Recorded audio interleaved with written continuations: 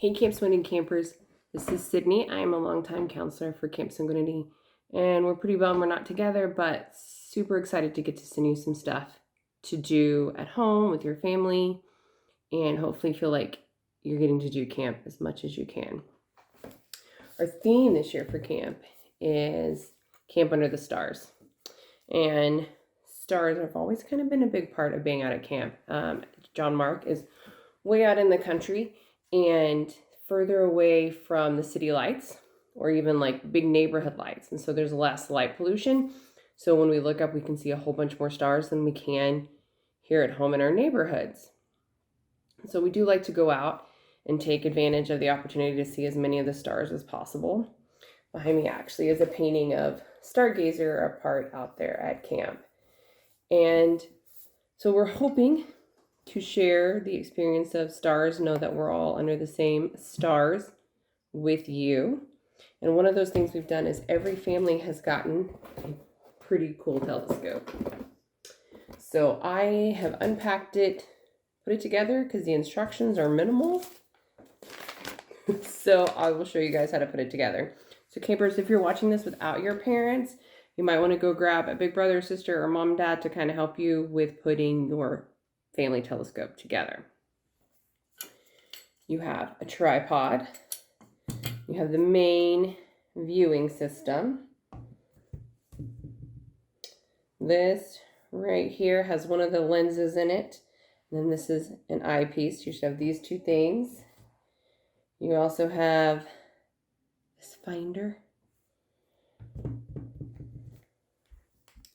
You have extra lenses that will increase the magnification, so you can change those. That's pretty cool.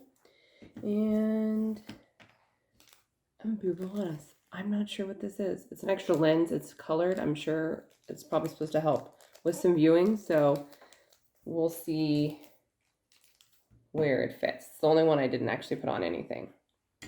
So first you want to mount your telescope onto the tripod.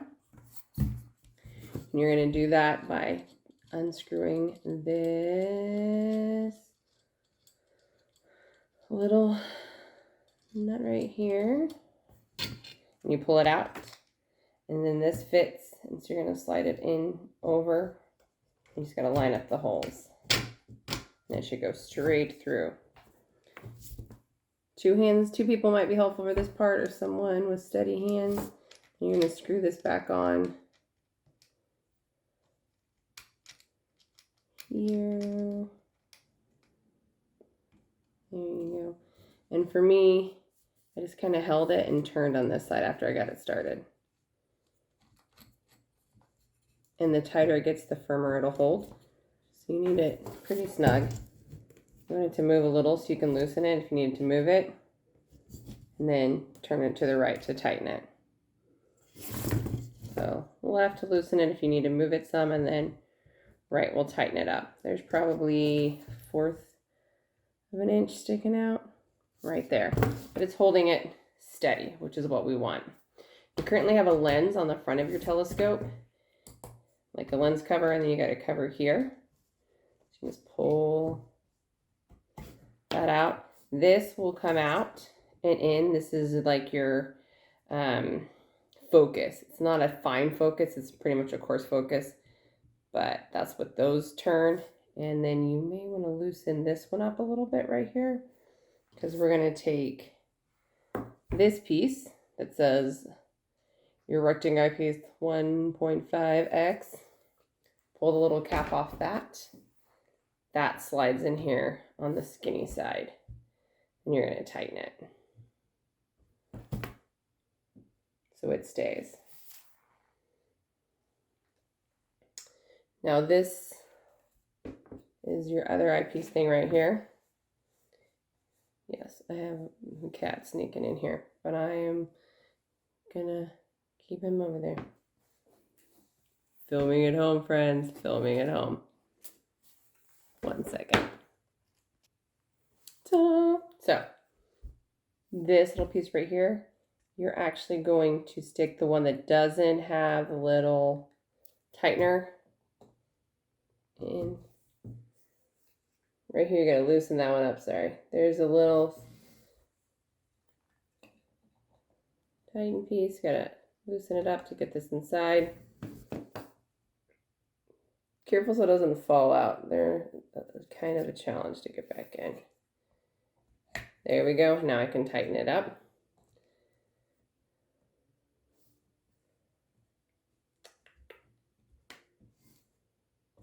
Just to hold that piece in. And then this right here is where you would drop your other lenses, and you can tighten so they hold right there. And you should have two choices. This says 6 millimeters. This one says 20 millimeters. That's how thick the lenses are. So the thicker it is, the greater the magnification. So it's the thickness, not like the width. And this is a finder piece right here. And there's these two little metal pieces right here. I'm going to take them off.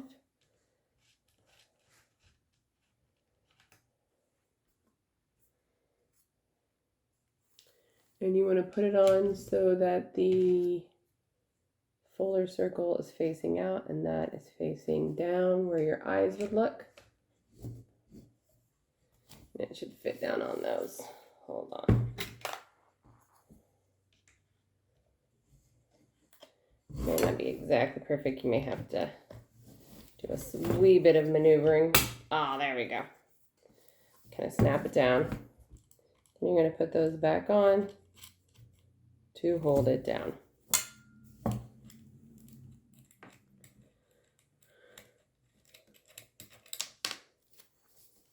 And try not to lose them. They're little.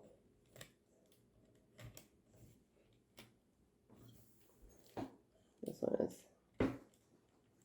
not wanting to go on. Maybe.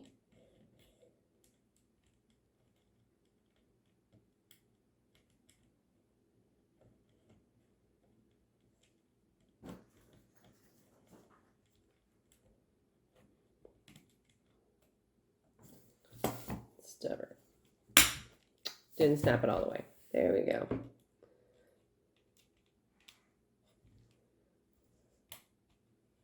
There. So if it's not going very well, it's just not snapped down. It should be pretty flush. Then as you see, this is moved, so I can tighten that up some more. So to see things, pop that off. You can put your different lenses in here. This is a finder to kind of see what you're looking for. And then know it's a general look. And then look through there. Now, never ever use this in the sun. Ever. It will really damage your eyes to look straight at the sun using a telescope because it gets so close to the light. And at night you want to find a kind of a clear space, kind of a clear sky to go see things. This will see the moon pretty well. You can see some stuff outside around the moon. It's a telescope, so it zooms in, so it's kind of hard to see the large expanses of stuff. It's going to zoom in pretty well. But it's a great way to explore the stars above. And it's yours for your family, which is pretty cool, because even if nothing exciting is happening in space the week of camp or this summer, we will have lots of active things throughout a year, and you get to keep it. Hold on, I'm going to share a few more things with y'all. So, every family got this book, 50 Things to See with the Telescope, and it's actually really informative. It gives you step-by-step instructions. I'm going to highlight a few things because it is very direct and focused, not too much to read. Talks about how to choose a telescope. Took care of that for y'all. Gives you some pointers on in focus and out of focus and where to point your telescope, like in the first few pages here. Like for a telescope to work properly, the finder scope right here must be aligned so that it points at exactly the same place as the telescope. So we have done that. So do this, point this telescope at a bright star And then you've got it there. Tells you how to look through the telescope. And then it gives you some information on seasonal skies and dark skies. So the first one, poor sky, is really literally how we see it. And then country skies, we've got dark sky. We're usually dark sky out at camp. But it's a great level of how to see things. Explains the fact that because we are orbiting the sun, what we can see in the summer and winter are different. We'll see different constellations. The moon's always there. The moon is orbiting us. But as we move around the sun, we are looking at different constellations. There are a few that are always there, the North Star being one of them, and the Big Dipper because of its location. But other ones we'll see seasonally. So summer, one of the constellations we see is we'll see the Northern Cross, and we can also see Scorpius. I'm trying to remember. One of my favorites is Orion the Hunter, but he's more of a winter constellation. But he's one we can see really well here in Texas in the winter. So this really just kind of gives you great general information about stars and what to see. And then it really focuses on cool things to look for and talks about the moon, how you can view it, how you can see the different phases of the moon, gives you cool facts. Then it goes into the stars. And if you look at the book, it kind of shows you the basic one and then how it's part of a larger constellation. Like the Big Dipper is part of Ursa Major. So we see that almost all the time. And it gives you this really cool view of like how difficult it would be to possibly see. You have this difficulty meter. So small telescope like this, if it's a high difficulty, you probably won't get very detailed on that. It tells you a little bit of target things to look for. Cassiopeia is a great constellation. She kind of looks like a 3. And we will be able to see her sometimes. And Lane, who's another counselor, is making some videos about the constellations and what to look for. This book just really breaks things down for you. There we go. Winter, Orion the Hunter. One of my favorites. He's pretty easy to tell because of his belt. And you can see that his arrow, the way it looks, you can tell it's kind of like we've got quadrilaterals here, although that's a pentagon. They fit together to make a body. And so he's an easy one to spot, especially in the winter. If you look at the top, it'll tell you winter constellations, because we're here in North America. Summer constellations, if we lived in South America or Australia, they would be reverse for us. So it goes through and highlights constellations and what they look like and how they might look through your telescope. And we've got, look, summer. It's a great informational book to kind of take through. So the summer constellations for us start on page,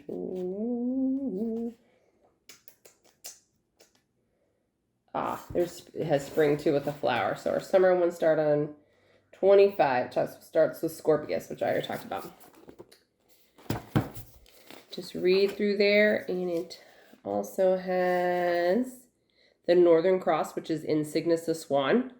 And the Northern Cross is kind of special for us at Camp Sanguinity because you can like get stars that are way out there named after things. And one of them is, so we have a Camp Sanguinity star, and it actually sits at the top up here of the Northern Cross. So if you look for the Northern Cross, which is a piece of Cygnus the Swan, you can see the Sanguinity star.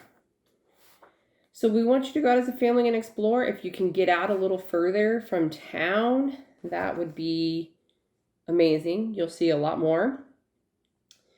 We would like to hear back that if you saw stuff, what did you see? We think it would be cool if you could explore some of the moon. Did you notice craters? Did you see the darker areas, the Marias? Those were what they were called, the seas. Could you see any other planets? We can often see Venus and sometimes Mercury, especially when they get close to to the moon. So Mercury and Venus Mercury is closest to the sun. It's smaller, but Venus is pretty close to us, and it's actually pretty bright. We can see Venus fairly often in the night sky. And we can occasionally see Mars. And Mars a lot of times has a red cast to it. So you can probably spot Mercury or Mars in the night sky with this telescope. Although Jupiter is so big, so they show you Jupiter through a small telescope. They even show you there. This book's pretty awesome. The further planets we can't really see through our telescopes. They're just dots. They just look like other stars. And this wraps up with just the broad expanse of the constellations. And also says to look for comets. So I'm not sure that I've heard of any coming through the summer. I will do a little research and maybe put some things in there that should be happening in June or July. We should have a full moon. 2 of them. You should have one every 28 days as a full moon. So by the time you get the telescope, you should see at least one full moon by the end of the summer. Probably won't be the week of camp. Should not be the week of camp. So every 28 days we have a full moon, but you can track the moon's phases. That's always cool to like have a journal and to write down. Maybe start your own moon journal or night sky journal to write down the things you saw and illustrate it. It's kind of interesting to see how they move. We don't always track those things and realize what we see, but we hope as a family you enjoy this and learn to explore. Keep these pieces are separate but essential, so make sure you find a safe place for them. It'll all fit back in your box. And the styrofoam even had those kind of in their own thing. So if you want to keep this out but keep these tucked inside, probably a smart thing. I would hang on to my box because you can pull this out pretty quickly and stick it back in there. So we hope you enjoy your telescope and you explore as a family, and give us some feedback. Let us know what you saw, what was really cool. Did you find any constellations? Did you see the dark spots on the moon? We're missing you this summer, but we hope you are feeling connected and having a great time with your family underneath the stars.